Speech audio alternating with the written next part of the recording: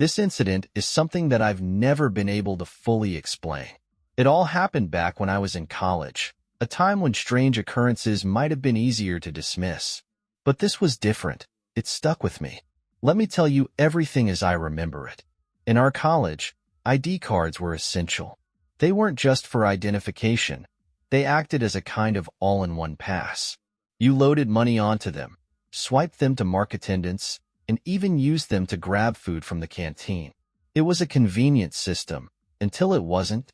One afternoon during a break, my friend Alex, who'd forgotten his ID card that day, asked to borrow mine.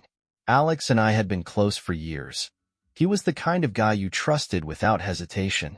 I handed it over without a second thought, and he headed off to the canteen to grab something to eat. Meanwhile, the break ended, and everyone started filtering back to their respective classes. As for me, I had a free lecture. Instead of going back to my usual classroom, I decided to hang out with some other friends in a study hall located in another block of the campus. This was a space specifically set aside for students with free lectures, where we could catch up on work or simply unwind. What I didn't know at the time was that Alex also had a free lecture. After finishing at the canteen, he went looking for me, assuming I'd be in my original classroom. When he couldn't find me there, he decided to leave my ID card with the teacher, intending to tell me about it later. Now, here's where things took a turn for the uncanny. While I was sitting in the study hall, someone entered the room. At first glance, it was Alex. Or at least, it looked like Alex. But something was off. He was behaving strangely, avoiding eye contact and keeping his head lowered. He didn't greet me with his usual wide smile or casual banter. Instead, he simply handed me my ID card without a word. The interaction was brief, almost mechanical. As he turned to leave, I called after him, inviting him to sit and hang out for a bit. He paused, then mumbled, "I'll be back in some time," before walking out the door. Oddly, as he left, he seemed to glance at the doorway as if something or someone else was there. Barely a minute or two passed, and then Alex walked in again. This time, it was unmistakably him, his usual cheerful self. He greeted me with a handshake and explained that he'd been searching for me to return the ID card. "I left it with your teacher in the other class," he said with a grin. Confused, I held up the card he'd just handed me moments ago. "What are you talking about?" "You already gave it to me," I replied. The look on his face was a mix of disbelief and alarm. He insisted that he had just come from my original classroom and that he hadn't been to the study hall until now. But how could that be? There was only one route between the blocks, and it was impossible for anyone, human at least, to have traversed it so quickly. Even the teacher in my original classroom confirmed later that Alex had left the card with them, as he'd said. Alex and I have revisited this incident many times over the years. It's not something either of us can rationalize. I've known Alex for over 5 years, and I can tell when he's lying. That day, he wasn't. Whatever, or whoever, gave me the ID card wasn't him. The thought of it still gives me chills. It was as though something that resembled him, but wasn't him, had come into that room for reasons I can't begin to understand. In the days following that eerie encounter, Alex and I couldn't stop dissecting every detail of what had happened. I kept replaying the moment in my head, the subtle differences in demeanor, the strange way Alex had avoided my gaze, and his odd parting words. It felt as if the more I thought about it, the more unsettling it became. We tried to come up with a logical explanation. Could it have been someone impersonating him? Perhaps a prankster who bore an uncanny resemblance? But the idea was absurd. No one else had access to my ID card at the time. And the way it had acted, it wasn't just unusual, it was alien. One evening, as we sat in my dorm room, Alex suddenly suggested we retrace his steps from that day. He seemed as determined as I was to make sense of what had happened. The two of us walked back to the original classroom where he'd left my card with the teacher. The classroom was empty now, its fluorescent lights casting a pale, sterile glow. It felt odd being there after hours, as though the room itself was withholding answers. This is where I gave the card to Ms. Harper, Alex said, pointing to the teacher's desk. She even commented on how absent-minded I was for forgetting my own card again. I nodded, trying to piece together the timeline. If Alex had handed the card to Ms. Harper, how had it ended up in the study hall with me so quickly? There was no way both events could have occurred within the same minute. As if on cue, the door creaked open, startling both of us. A janitor stepped in, giving us a curious glance. "You two need something?" he asked, his voice gruff but not unfriendly. Alex quickly explained that we were trying to track down a mix-up with my ID card. The janitor scratched his head, then said something that sent a chill down my spine. "Funny thing, I remember seeing you earlier that day," he said, looking directly at Alex. "You were walking toward the study hall, but you looked different. Thought you might be sick or something." Alex and I exchanged a glance. "When was this?" Alex asked, his voice tense. "Right around the time the break ended," the janitor replied. "I was coming from the cafeteria and saw you heading that way. Didn't say anything because you looked like you were in a hurry." My stomach dropped. If the janitor's account was accurate, it meant Alex had been seen walking toward the study hall at the exact time the real Alex was in the other block. It confirmed what I'd been dreading. Something else had been there that day, something wearing Alex's face. We left the classroom in silence, the weight of the revelation hanging heavily between us. As we walked back to my dorm, I noticed Alex kept glancing over his shoulder, as if expecting to see. What? Himself? The doppelganger? I didn't ask, because the truth was, I felt it too, a creeping sensation that we were being watched. That night, I barely slept. When I did, my dreams were haunted by fragmented images. The strange version of Alex handing me the card, the way he'd glanced at the doorway as if something unseen lingered there, and the janitor's words echoing in my mind. By morning, I was more determined than ever to uncover the truth, no matter how unsettling it might be. The next day, I decided to approach Ms. Harper directly. If anyone could provide clarity on the timeline, it would be her. Alex was hesitant about revisiting the topic, but I convinced him it was worth a try. We found her in the staff room, grading papers. "Ms. Harper, do you remember Alex leaving my ID card with you yesterday?" I asked, trying to sound casual, though my nerves were anything but. She looked up, adjusting her glasses. "Of course. Alex came in right after the break ended. I remember because he apologized for being late and said he needed to return your card. Why do you ask?" Alex chimed in. "Did you happen to see where I went after that? Did I leave immediately?" She frowned slightly. "You stayed for a moment. I thought you were waiting for me to say something, but when I looked up again, you were gone. It was odd, almost as if you'd vanished into thin air." Alex and I exchanged uneasy glances. "Thank you, Miss Harper," I said quickly, not wanting to press her further. We left the staff room, the pieces of the puzzle becoming even more fragmented. As we walked back toward the study hall, Alex spoke up. "I swear, I didn't stay. The moment I handed her the card, I left to look for you. She must have seen it." The word hung in the air between us. The thing that looked like Alex but wasn't. Back in the study hall, we decided to sit down and map out the events step by step. We noted every detail, every timeline inconsistency, but nothing added up. The idea that there had been a doppelganger, an entity capable of mimicking Alex perfectly, was impossible to ignore. Later that evening, Alex's unease deepened. He confided in me that he'd started noticing strange things ever since the incident. He'd catch glimpses of movement in his peripheral vision, shadows that seemed to stretch unnaturally long. Once, while brushing his teeth, he thought he saw his reflection linger for a split second after he'd moved. "It's like something's following me," he admitted, his voice trembling. "And it's familiar." I didn't know how to comfort him because I'd started experiencing similar things. The sensation of being watched had grown stronger.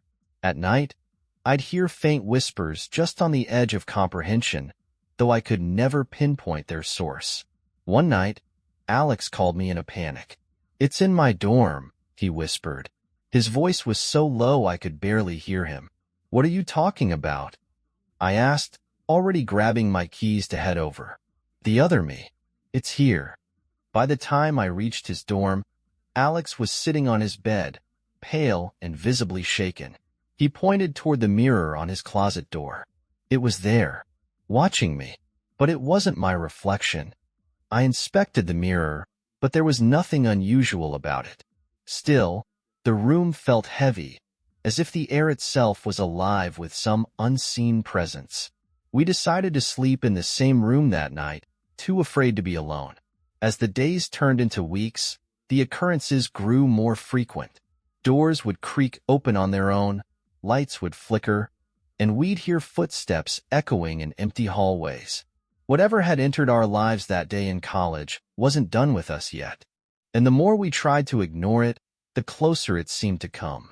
The breaking point came one late evening when Alex and I decided to confront whatever was tormenting us.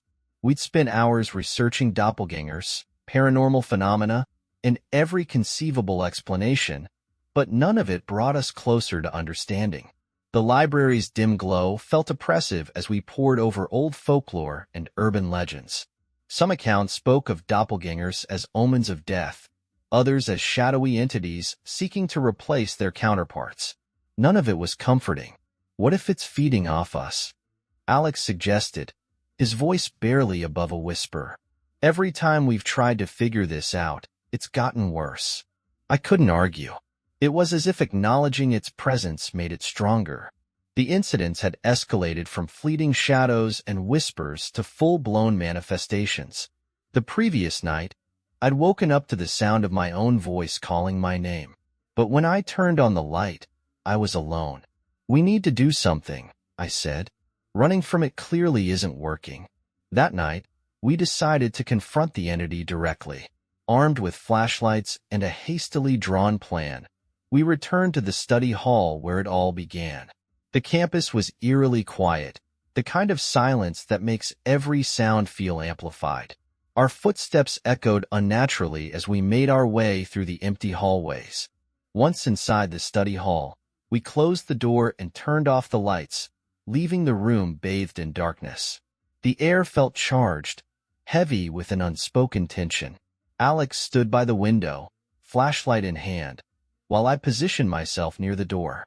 "If you're here," I called out, my voice trembling despite my attempt at confidence, "show yourself." For a moment, nothing happened. The room was still, save for the sound of our breathing. Then, slowly, a faint scraping noise came from the far corner. Alex's flashlight flickered as he swung it toward the sound, illuminating nothing but an empty desk. "Did you hear that?" he asked, his voice tight with fear. I nodded, gripping my flashlight like a lifeline. The scraping sound grew louder, closer, as if something unseen was dragging itself across the floor. And then, from the shadows, a figure emerged. It was Alex, or at least, it looked like him. But there was something off, something profoundly wrong. Its movements were jerky, unnatural, and its eyes, they were hollow, like two black voids staring into nothingness. It tilted its head, mimicking Alex's mannerisms with an uncanny precision that made my stomach churn. "What do you want?" I demanded, my voice shaking. The thing didn't respond. Instead, it raised a hand and pointed directly at me. My heart pounded as the room seemed to close in around us. Alex stood frozen, his face pale as a sheet. "Leave us alone," Alex shouted, breaking the silence. The doppelganger's head snapped toward him with an unnatural speed. For a moment, it seemed to consider his words.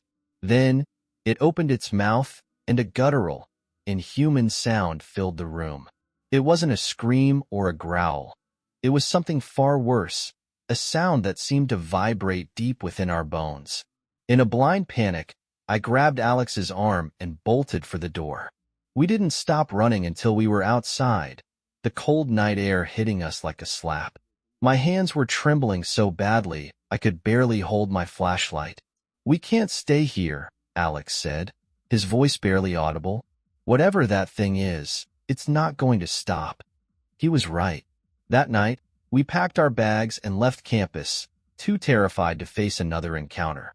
But even as we drove away, I couldn't shake the feeling that it was still with us, watching, waiting, and deep down, I knew this wasn't over. The following weeks felt like living in a nightmare that refused to end. Alex and I moved to different places, him to a cousin's house in another state, and me to a friend's apartment across town. We thought putting distance between ourselves and the campus would help, but the thing, whatever it was, proved it wasn't bound by geography. The first sign came 3 days after we left. I was staying in my friend Lisa's guest room, trying to convince myself the events at college were behind me. That night, I was lying in bed when I heard a faint knock at the window. It was absurd. I was on the 3rd floor. Still, the sound persisted, a soft, deliberate tapping that sent chills down my spine. I mustered the courage to peek through the blinds. At first, I saw nothing but the dark silhouette of the tree outside. Then, as my eyes adjusted, I saw it. A face. My face. It was there for only a split second before disappearing into the darkness. My scream brought Lisa running, but by the time she arrived, the window was just a window again. No sign of the thing that had been there. The next day, I called Alex. "It's here," I told him, my voice barely steady. "I know," he said, sounding equally shaken. "It's been following me too." Yesterday, my cousin swore she saw me standing in the kitchen, but I was upstairs the whole time. The realization hit us both simultaneously. We couldn't escape it. Running had only bought us a brief reprieve. We decided to meet up, despite the risk. We chose a public place, a busy park in broad daylight, hoping the crowds would deter whatever was haunting us. Alex looked worse than I'd ever seen him, pale, with dark circles under his eyes. He'd lost weight, and his usual confident demeanor was replaced by a nervous edge. "We need help," he said. "Professional help." I nodded. "But who do we even go to? A priest? A psychic? A therapist?" "Maybe all of them," he said with a weak laugh. "But seriously, we can't do this alone anymore." That evening, we began reaching out to anyone who might have answers. A local paranormal investigator, a self-proclaimed medium, even an old folklore professor from the university. Most of them dismissed us as over-imaginative or stressed, but one person, a retired pastor named Father Brennan, took us seriously. We met him at his small, cluttered home on the outskirts of town.